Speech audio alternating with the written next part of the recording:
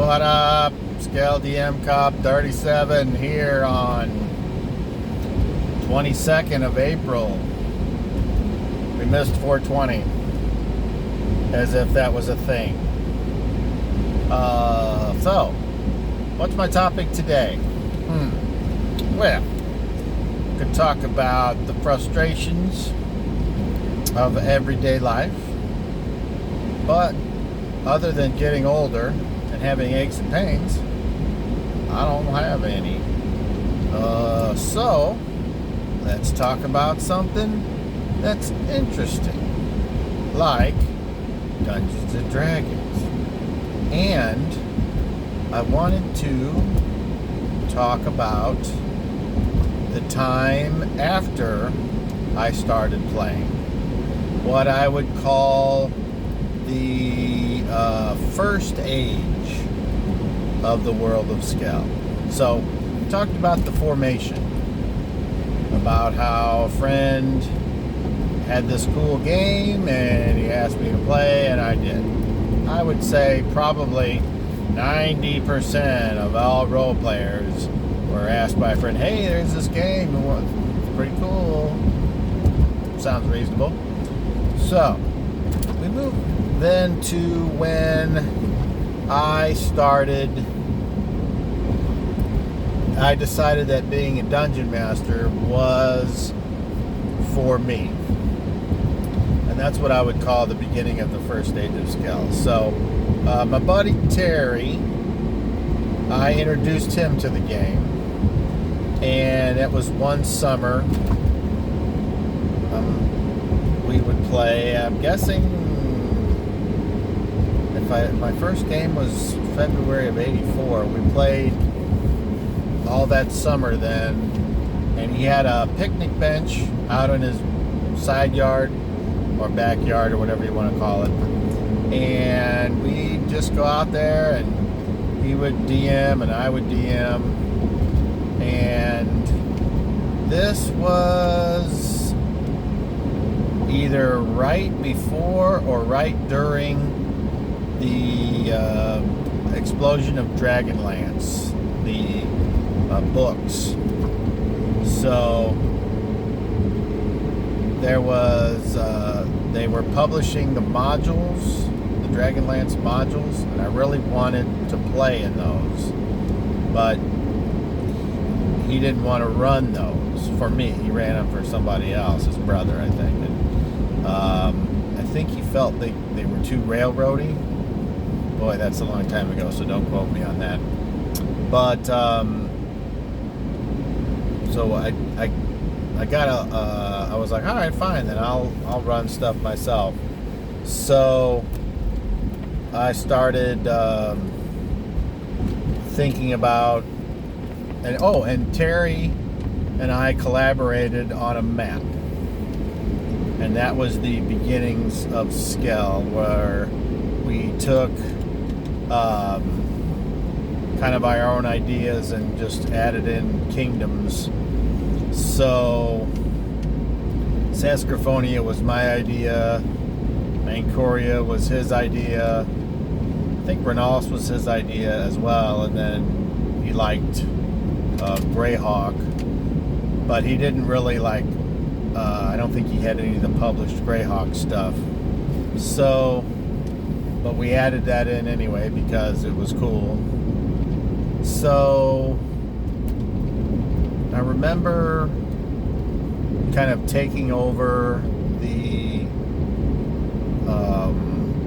map and thinking it was neat, and I started expanding on that. And then I met some other D&D players at Six Flags that summer as well. So maybe it was 1983 when Terry and I played it. Boy, I don't know. It doesn't really matter. What's a year? It's so long ago. So, no, yeah, it had to have been the summer of '83 because during the school year of '84, I remember talking to kids about it, and they didn't know what it was, and they thought I was weird.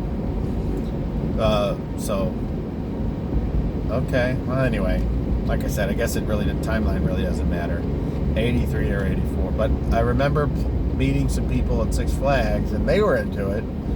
So I started gaming with them, and I had them two. It was Dan and Cindy, and then Ed, Terry's older brother, came to my house, and I ran this weeks-long game about the cliche caravan guards and trying to get the princess to her wedding.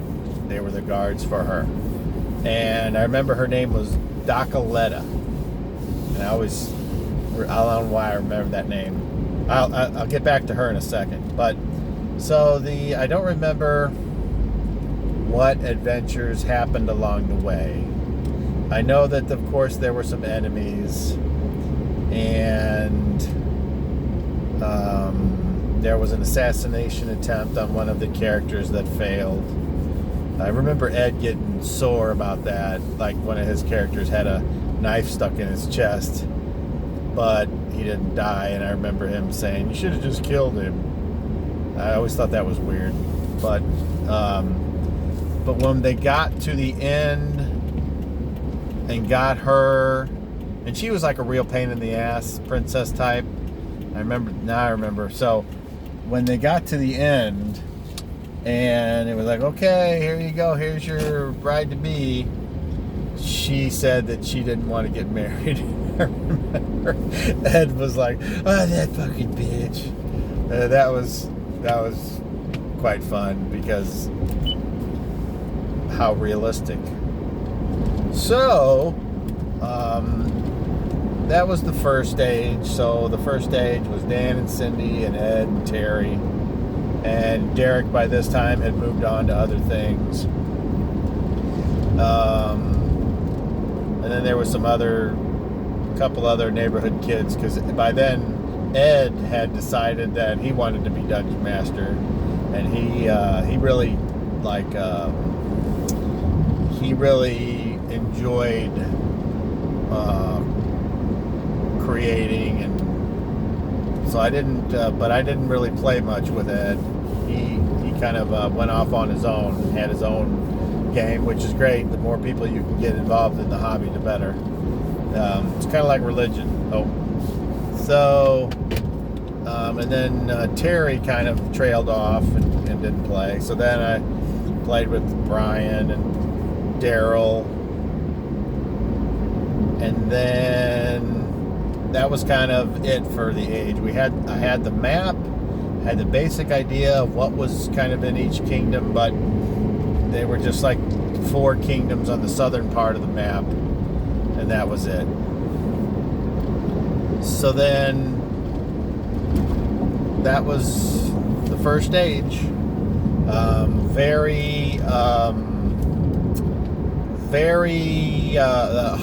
Hallmarks of the first stage would be Monty Hall, unrealistic monster ecosystems,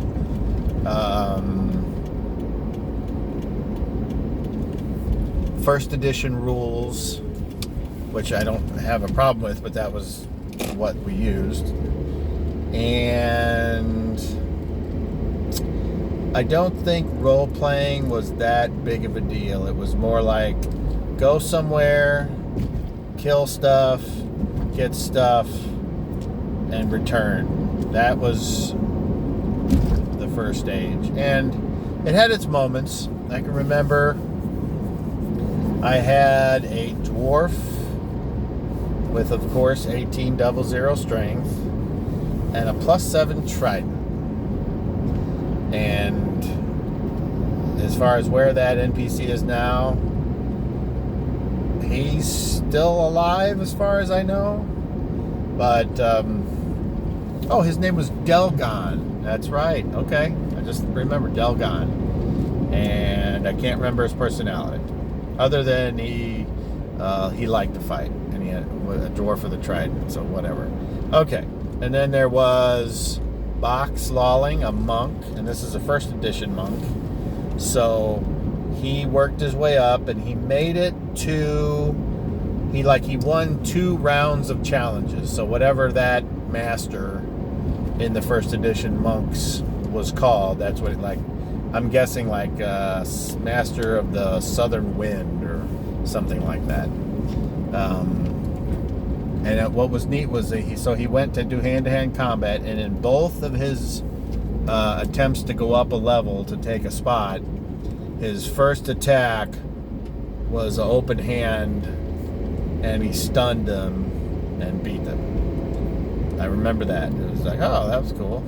So that character was what you get when you aren't considering what a monk, you don't know what a monk is. Like that monk, he would go to the bars and wench and carouse, and he was a shit disturber.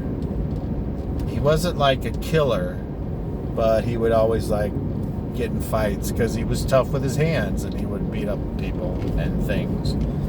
And he had a ring of regeneration, and there was one adventure Terry ran that I remember specifically where everyone was captured, and I think that was kind of the setup, so we all kind of gave up. Looking back at it, at the time I was like, oh shit, look at all these fuckers, we gotta give up. But at the time, that was probably the way it was written. So everyone was captured. He feigned death, because I think that's a power first edition monks had. And so he did it, and he fooled the guards, and they threw his body out of the prison or the whatever, the dungeon. And so he escaped, and then he went and got the weapons of his companions, and he was able to rescue his companions. And I remember Terry's character was an NPC, but he also would play it whenever he was just the player, not the DM. That was Thesaurus. He was a half-orc fighter, and he had a hammer of thunderbolts and a girdle of giant strength. So I remember throwing him his hammer, and it was like really cool. And then we escaped. I don't remember who captured us. Somebody. So we took them to task.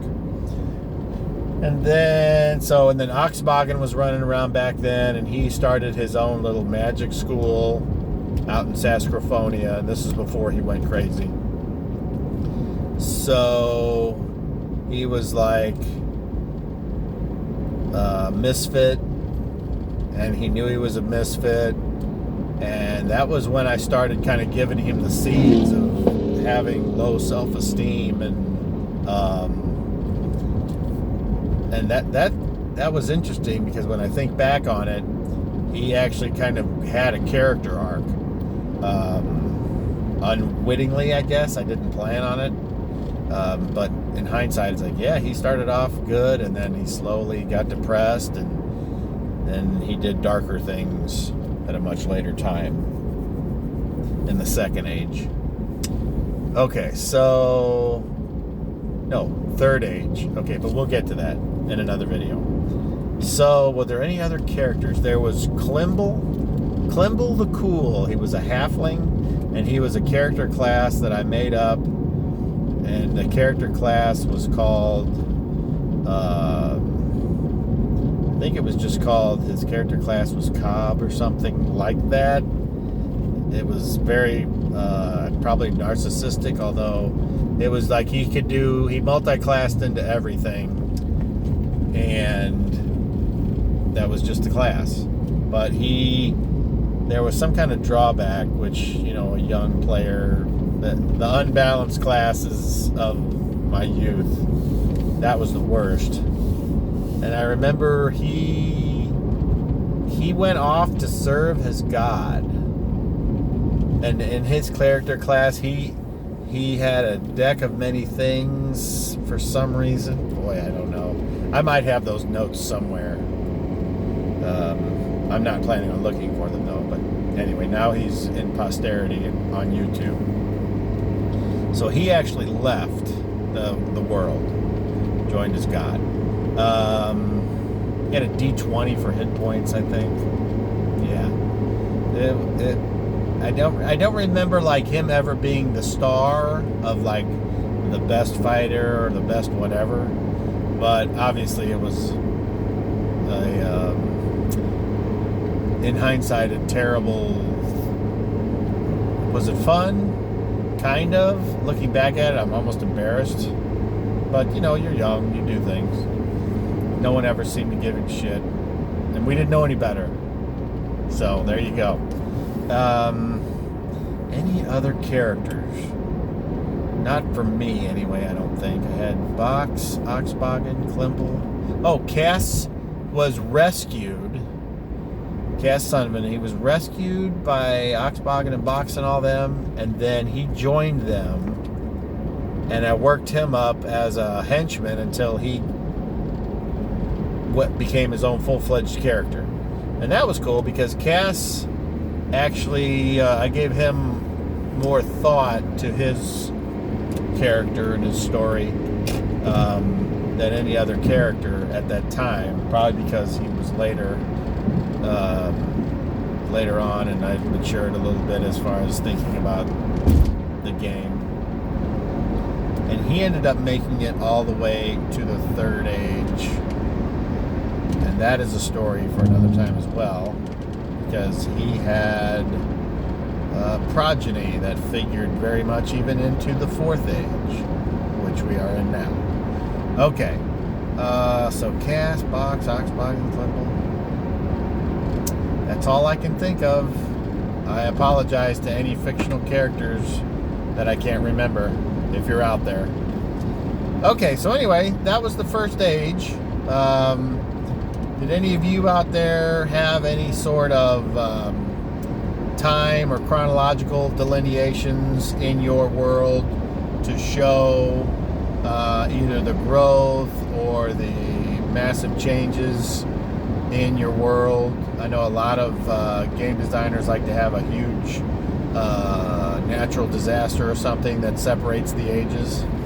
I use when and where I gamed as points, because then the second age starts when I moved to the trailer. So that was about 1987. I was 21, 22. So 1988. Late 88. Okay, so that's it for this video. If you like it, hit that like button. If you really like it and you're just passing through the videos, hit that subscribe button. And in the comments, tell me if you had your own things like that. Anyway, roll them 20s.